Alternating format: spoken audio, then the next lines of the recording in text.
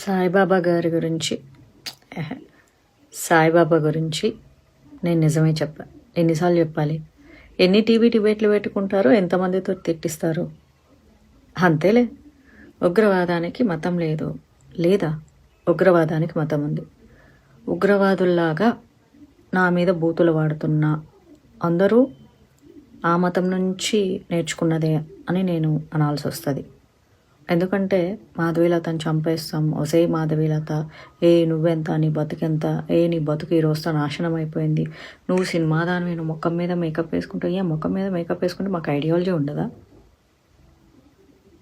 ఇక్కడ మేకప్ వేసుకుంటాం, దీని లోపల మీరందరూ వేసుకొని బతుకుతున్నారు కదా.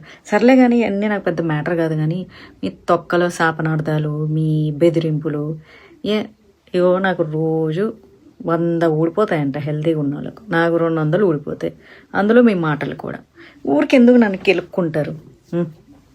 వేస్ట్ తెలుసా.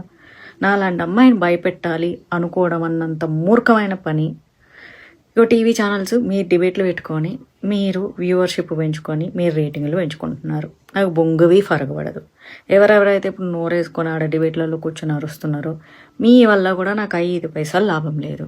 ఆయన నాకు వన్స్ అగైన్ బొంగువి ఫరగబడదు. కాబట్టి మీ సావు మీరు సావండి. నేనైతే నా మాట మీదే ఉన్నాను. సాయిబాబాని వీడి హిందూ ధర్మంలోకి పూర్తి హిందువులుగా మిగలాలని మనస్ఫూర్తిగా ఆశిస్తున్నాను.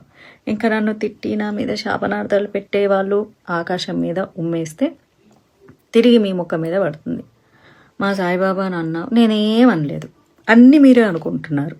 మీరే నోరు పారేసుకుంటున్నారు, మీరే ఉగ్రవాదులా బిహేవ్ చేస్తున్నారు, మీరే రాడికల్స్ నేచర్స్తో ఉన్నారు.